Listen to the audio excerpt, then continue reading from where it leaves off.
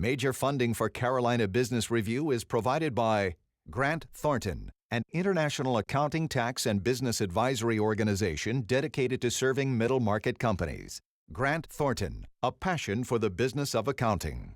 Novant Health, including Presbyterian in Charlotte and Forsyth in Winston-Salem, are affiliate heart hospitals of the Cleveland Clinic, consistently ranked #1 in the nation for heart care. Blue Cross and Blue Shield of South Carolina, proudly serving South Carolinians since 1946. And by Sonoco, a global manufacturer of consumer and industrial packaging products and provider of packaging services with more than 300 operations in 35 countries. Well, to listen to the increasingly shrill pitch around political rhetoric, especially around candidate Mitt Romney's history with Bain Capital, it would be easy to think that the private equity business is somewhat sinister, calculating, and rawly capitalistic. Welcome again to the most widely watched source of Carolina business and public policy. I'm Chris William. On this edition, private equity. What is its role in contemporary business, especially since 2008, and just as critical, how has private equity changed the way it deploys capital, raises money, measures the return of investment, and manages in relation to the growing awareness of the social effect that private equity participation has? We have a broad panel of experts that will talk about it, and we will start in just a moment. Major funding also by the Duke Endowment, a private foundation in Charlotte enriching communities in the Carolinas through higher education, healthcare, rural churches, and children's services. And by Blue Cross and Blue Shield of North Carolina. Who's responsible for rising healthcare costs? Join Blue Cross and Blue Shield of North Carolina and many others in a candid discussion at letstalkcost.com. This edition of Carolina Business Review was recorded July 20th, 2012. On this week's program, Rob Edwards of Ridgemont Equity Partners, Mike Elliott of Noro-Moseley Partners, Kel Landis of Plexus Capital, and Adrian Wilson of Square One Ventures. Now, Chris William. Hello, welcome to our program. Gentlemen, thanks for being here, y'all. Good to have you here. Kel, I'll start with you because you're closest to me. Okay. It seems appropriate. You know, not to make a political statement, it's important to say that we're not making a political statement on this program one way or another, but, you know, it seems during this election cycle that being in the private equity business is a bad thing. I mean, it's almost like, well, Bain Capital, that's a place you don't want to work, when in fact Bain Capital has one of the best reputations on the street. So give us a sense of where private equity is right now in the business cycle as it is, and compare and contrast that to what we're hearing on the streets politically. Well, I'm not sure I can compare it to Bain. I'm not going to talk about that, but I think here in North Carolina or in the Southeast, I think private equity is actually serving a vital role for small business, which is creating jobs. As we come out of the Great Recession, I know my fund, which is a sub-debt fund, a subordinated debt fund, we're providing growth capital to businesses that they need to grow. And in this credit-constrained environment, I would say private equity and private debt and private capital are in fact a good thing. Mm-hmm. Rob, same thing, same question. We're in the same boat. We're a middle market equity investor and are focused on growth companies. And so whether it's in the Southeast or across the country, we're focused on investing in companies that are expanding. It could be through acquisition, plant expansion. Sometimes it's employment headcount situations, but our capital is being used to grow companies and hopefully benefit the economy as a whole. You know, and Adrian, I'm not pushing to get a political statement here, but when you hear some of these political campaign ads about Bain Capital and about private equity, does it make you grimace, or do you think, you know, it's a political cycle, it's rhetoric, it'll pass? Oh, I strongly believe it's rhetoric. At home, when I'm watching the television at night and watching the various ads, regardless of the party, I smile at all of them, because they're taken out of context, and as applied to private equity, I think the ad writers are appealing to emotion versus reason. Mike? Yeah, I think it's an easy 30-second, 45-second shot and soundbite. And I do think, particularly now, private equity, what these guys are doing and what I'm doing, and I'm sort of self-serving in this, but in the venture capital business, we're funding some innovation which the United States desperately needs. There's some interesting stats when you back up, and I'll stop with a quick thing. If you look at the private equity-backed companies since 1995 or 6 or something like that, their job growth, those companies have averaged about 80%, or it's been 80% through 2009, whereas the rest of the economy has been somewhere around 12%. And then if I look at my sector, which is venture capital, little bitty companies with technology, we can make the claim as an industry that 20% of today's GDP for the United States comes from companies that were once venture-backed. So there are some problems in private equity, no question about it, but it is a very important piece of our economy. So when there is all of the rhetoric, and I don't want to keep talking about the political rhetoric, but since we kind of started on that, when there's all this talk and all this rhetoric and on programs like this, is private equity at the center? Is it part of the DNA when it comes to jobs, creating jobs? I mean, is that fair to say? Well, we have to report. We're licensed by the Small Business Administration, often known as the SBA, and we actually report the number of jobs that our portfolio companies have and create. I think in North Carolina the statistic is over 3,000, and of our other of venture capital, private equity, in the subordinated debt space of companies that we have backed to provide growth capital, those companies employ over 3,000 people. In our broader portfolio, that was just North Carolina, the broader portfolio is more like 8,000. And all of our, as we said earlier, all of us are kind of in the growth business. We're funding companies to provide growth, and therefore you know that has to mean adding jobs. If a company's growing, it's adding jobs. How's the game changed since 2008? The business remains competitive. There's a lot of capital chasing good growth companies, and so what we found in the last 4 or 5 years is you've got to really be focused on what you're good at, and so that for us has meant our strong industry focus. And so whereas we used to focus on 6 or 8 industries, we're down to 4 industries, and even within those segments or sub-segments, we spend a lot of time and we try to develop good operating expertise to make sure that we're the right partner for the management team to grow the company going forward. And so I think most firms would say they're a lot more focused in their activities because it is a lot more challenging and competitive in the marketplace. Does that ring true here at all?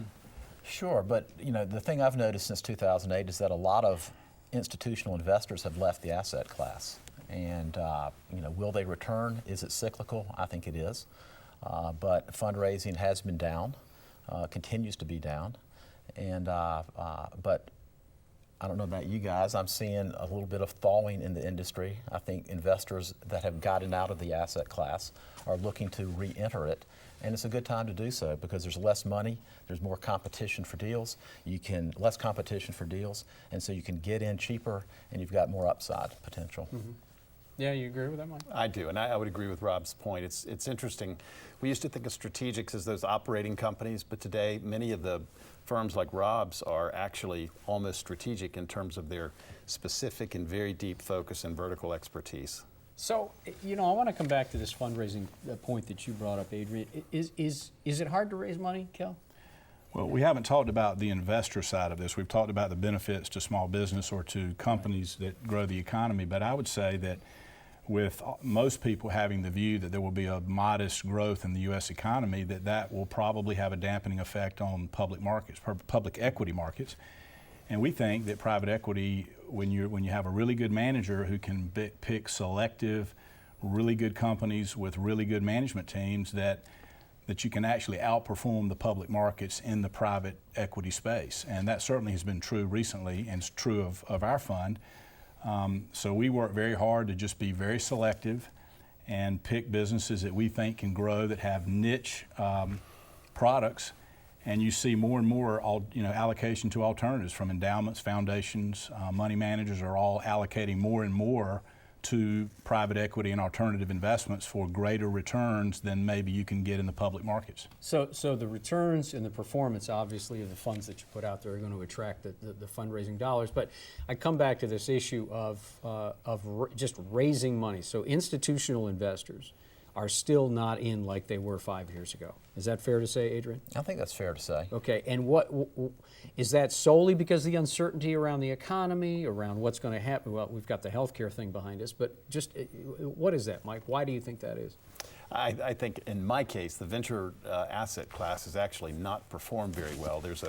If you look at charts of how much money came into our industry, we're overfunded in the dot-com era, and it's taken about 10 years to wind that down. It's actually a good time now to invest because the number of funds have been cut from 1,000 to maybe 500 active investors. But I think people are starting to warm again to venture. Adrian would know more than me, but I also think that venture is a very tough asset class, and I'm speaking only in venture, and I think a lot of the pension funds are struggling with this liquidity issue that hit them a few years ago. You know, go ahead, Adrian. Well, I'm sorry. Chris, what's interesting is that while the past 2 quarters have seen an increase in the amount of venture capital monies raised, neither North Carolina nor South Carolina have participated in that. Why do you think that is? Well, with respect to North Carolina, most of the venture capital dollars raised are in the life sciences and the healthcare sectors. Those are sectors typically that take a greater amount of capital and a longer time to liquidity. And institutional investors at the present time are all about having liquidity. And a drug discovery deal may take hundreds of millions of dollars. It may take 10 to 12 years to get through clinical trials and to commercialization. And investors aren't as patient. Venture capital used to be called patient capital, but the investors are no longer as patient as they used to be. So, but isn't that's the nature of the PE space, private equity space, is the fact that I mean, this is a long lead time. That's never going to change, is it? Will that ever change? No, I just think you have to be balanced and have an expectation that some realizations will happen sooner, some will happen longer. And therefore, it's the core of what we do is it takes many years to affect the growth strategies we're pursuing. And so that results in a lack of liquidity for a period of time. You use that term core at what you do, and it seems to me that the core of what you do also is this, it's all connected to the way you take risk, how you look at risk, how you quantify risk, and the risk that you're willing to take on a company that's either new or has a single focus, or you don't know how it's going to pan out. So I guess this whole issue of risk, and Mike, let me start with you. Private equity, venture capital, angel investors all look at risk a little bit differently than, you all are kind of different. Let's just say that. Do we need to think in general a little differently on how we incentivize risk in general these days? And I'm not just talking about private equity. Is it a different metric now? Well, I do think we almost need a culture that understands there's a place for that risk. Everything we do is not going to be safe. I mean, we're going to have some zeros and some wipeouts. I wish that Noro-Moseley were in Facebook. We weren't. But I think we're going to have, the nature of our business is there will be plenty of our investments that don't make it. That's okay, because we're investing at a stage where, for those that do, we can generate an all-in return for our investors. And I think there's a risk continuum across the panelists today that would be different, but I do think we have to sort of accept the fact that there is risk in order to create the innovation we're talking about. Yeah, and I was going to say it might even be that it flows with how we're sitting here. There is, private equity is used as an umbrella term, but there are all kinds of private capital. There's very early stage and there's venture capital, which these gentlemen do, and they're smarter than me, so they can do that. I'm on the other end of the spectrum, which is private debt.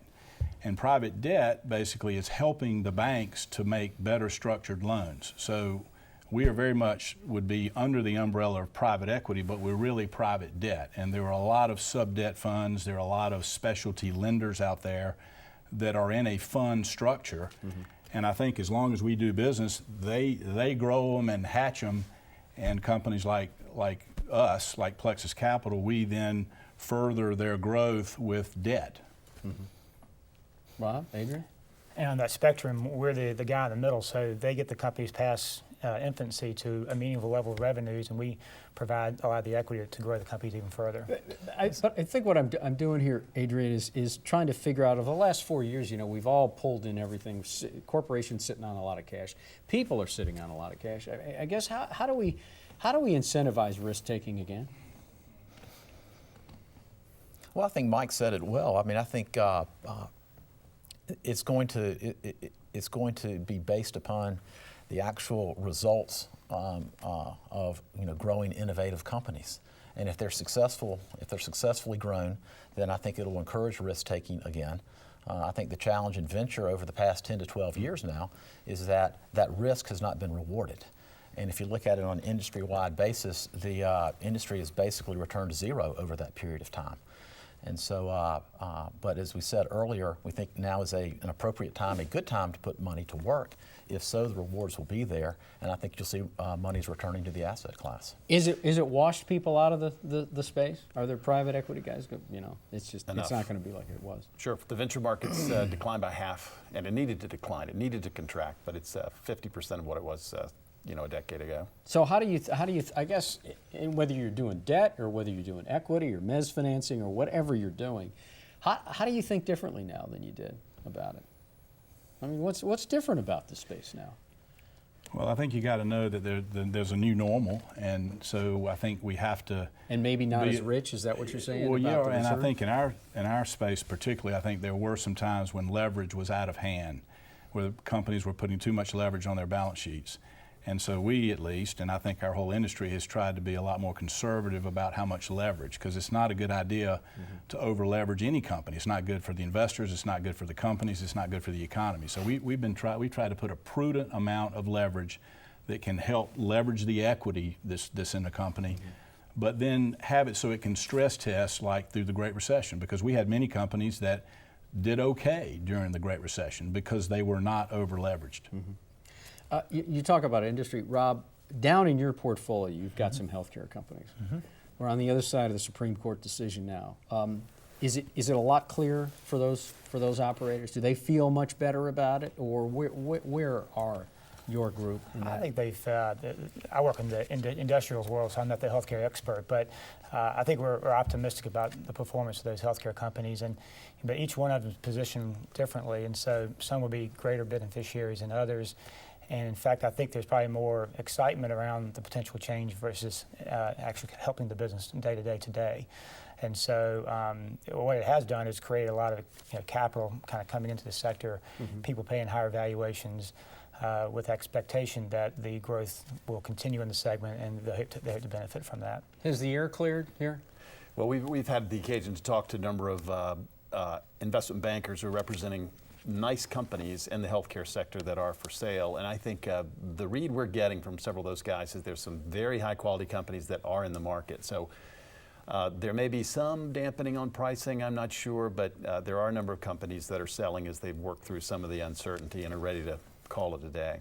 I want to go back to your point. How do we reward risk? I mean, one of the things we did accidentally in the United States was when we changed our capital market system with lots of rules and regulations, some of which definitely needed to be put in place, we kind of overdid it, made it very difficult to have a vibrant IPO market.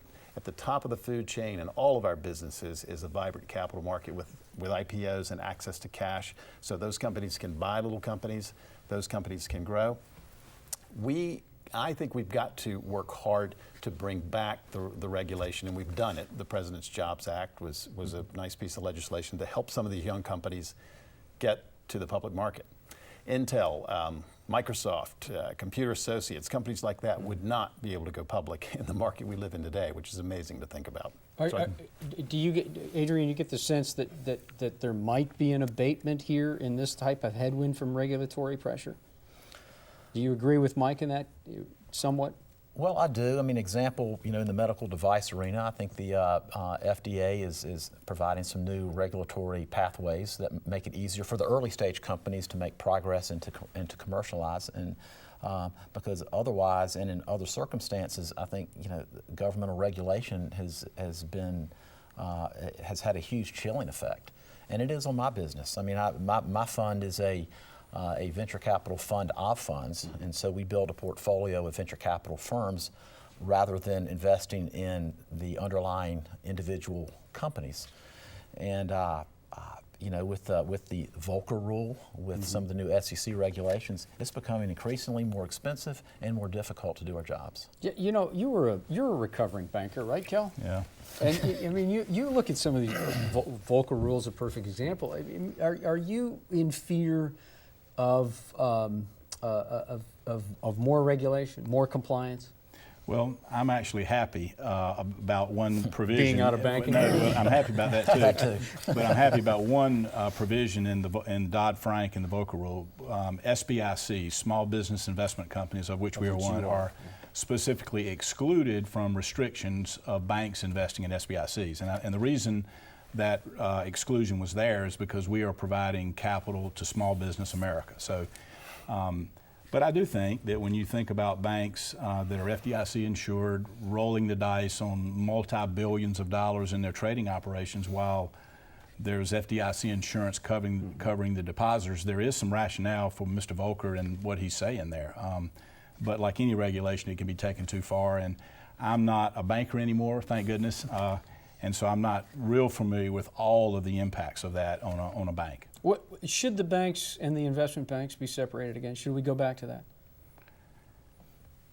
Well, I think there is that the part of what Dodd-Frank was about was to bifurcate that. Yeah. That if these big, investment banks are going to have commercial banks in them and accept deposits and be FDIC insured, that those risks should be separated.